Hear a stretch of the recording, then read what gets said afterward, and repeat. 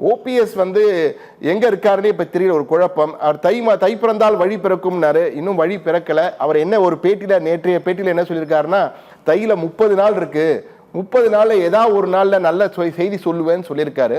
எனவே பொதுவான கருத்து என்னவென்றால், இப்போ தனித்தீவாக மாறிவிட்டாரா? ஏன்னா டிடிவி கூட இருக்க போறான்னு போஸ்டர்ல அடிச்சு ஓட்டிட்டாங்க. இப்ப என்டிஏல டிடிவி இருக்காருன்னு.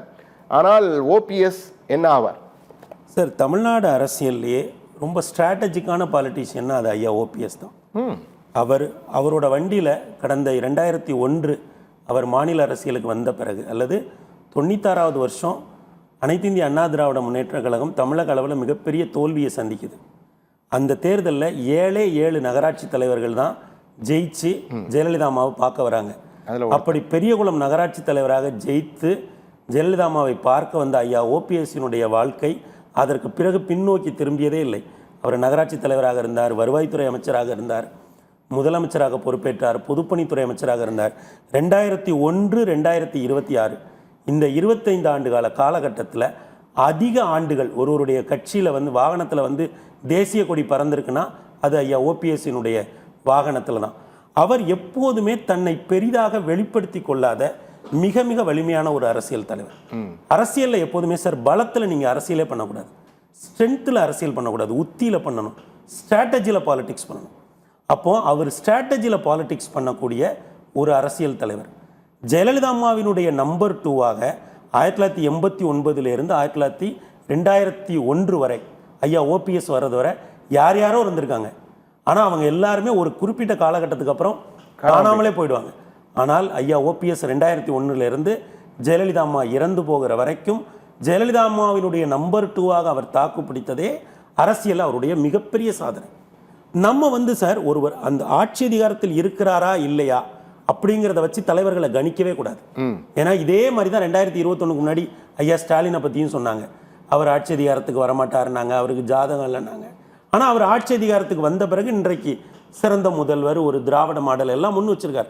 இன்னும் சொல்லப்போனால் 2 பேரோட வாகனம் இன்னும் ஒன்று தான், 2, 3, 4, 5 தான் 2 பேருமே பயன்படுத்துகிறாங்க. இப்போ என்னென்னா சார், ஐயா ஓபிஎஸ் வந்து அஇஅதிமுகவினுடைய ஒருங்கிணைப்பாளராக அதனுடைய தலைமை பொறுப்பில் இருக்கார். கட்சியிலிருந்து வெளியேற்றப்படுகிறார். இதுவரைக்கும் இப்படி கட்சியிலேருந்து வெளியேற்றப்பட்ட யாரை வேணால் நீங்கள் எடுத்துங்க சார், உடனே போய் இன்னொரு கட்சி ஆரம்பிச்சிருவாங்க. அது வந்து அஇஅதிமுகலேருந்து வெளியேற்றப்பட்ட எந்த தலைவர், ஐயா எஸ்டி சோமசுந்தரத்தை நீங்கள் எடுத்துங்க, இல்லை காங்கிரஸ்லேருந்து வெளியேற்றப்பட்ட ஐயா ப. சிதம்பரத்தை நீங்கள் எடுத்துக்கோங்க. எல்லாருமே உடனே போய் ஒரு கட்சி ஆரம்பிப்பாங்க, கட்சி நடத்துவாங்க. ஐயா ராஜகண்ணப்பனா இருக்கட்டும், நிறைய பேர். ஆனால் ஐயா ஓபிஎஸ் மட்டும்தான் ஒரு கட்சியிலேருந்து வெளியேற்றப்பட்ட பிறகும் இன்னைக்கு வர கட்சி ஆரம்பிக்காமல் சட்ட போராட்டத்தை நடத்திட்டு இருக்காரு. உரிமை மீட்பு மன்றமாக கழகமாகிடுச்சு, குழு கழகம். அவர் என்ன வேணால் பண்ணுவார் சார், ஆனால் அது ஒரு தனி கட்சியாக போய் பதிவு பண்ண மாட்டார். அவர் என்ன நினைக்கிறார், அஇஅதிமுக தனக்கு ஒரு ஸ்டேக் இருக்குது அப்படின்னு நம்புகிறார். 2024 தேர்தலை அவர் ரொம்ப ஸ்ட்ராட்டஜிக்கலாக எதிர்கொண்டார். அவர் என்டிஏ கூட்டணியில் வந்து இருந்தார். என்டிஏ கூட்டணியை வந்து இன்றைக்கு அவர் தென் மாவட்டங்களில் தாமிரபரணி தீரமாக இருக்கட்டும், இல்லை வைநிதி தீரமாக இருக்கட்டும், இந்த 2லையுமே என்டிஏ வந்து 2வது இடத்துக்கு வரக்கூடிய அளவுக்கு ஒரு ஸ்ட்ராட்டஜிக்கலாக அவர் போனார். ஒருவேளை அதே கூட்டணி தொடர்ந்து இருந்தால் என்டிஏ கூட்டணியினுடைய ஒரு முதல்வர் வேட்பாளராக கூட அவர் அறிவிக்கப்பட்டிருக்கலாம். ஆனால் அதற்கு இடையில் நடந்த மாற்றங்களில் ஐயா அண்ணாமலை வந்து தலைவர் பொறுப்பிலேருந்து இறக்கி விடப்பட்டிருக்கார். அந்த என்டிஏ கூட்டணிங்கிறதே அதோட வடிவத்தை வந்து இழந்துருச்சு. இப்போது ஐயா ஓபிஎஸ் அவருக்கு 3 இடத்துலையுமே ஆப்ஷன் இருக்கு சார். அவர் என்டிஏவுக்கும் போகலாம், திமுகவிற்கும் போகலாம், தாவேகாவிற்கும் போகலாம். நிச்சயமா அவருக்கு 3 ஆப்ஷன் இருக்கு. ஆனால் அவர் எடுக்க போகிற அந்த முடிவுங்கிறது வந்து நிச்சயமா தமிழக அரசியலை ரொம்ப பெருசா வந்து இந்த தேர்தலில் பாதிக்கும் சார். ஒரு தாக்கத்தை ஏற்படுத்தும், நிச்சயமாக ஒரு பெரிய தாக்கத்தை ஏற்படுத்தும். அப்புறம் அவர் என்றைக்குமே ஒரு பரபரப்பாகவோ எதுவுமே இல்லை, தனி தீவல்ல தனிக்காட்டு ராஜா அப்படின்னு சார். அவர் அதுவாக தான் இருந்திருக்காரு சார். அவர் அஇஅதிமுக வைக்காத பதவிகளே இல்லை சார். பொருளாளராக இருந்திருக்காரு, அவைத்தலைவராக இருந்திருக்காரு, முதல்வராக இருந்திருக்காரு, எதிர்கட்சி தலைவராக இருந்திருக்காரு, அவை முன்னவராக இருந்திருக்காரு. ஆனால் இவ்வளவு பதவிகளை தான் வகிச்சேங்கிறத எந்த இடத்துலையுமே அவர் வெளிக்காட்டாத அளவுக்கு அவர் ரொம்ப எளிமையான ஆள்.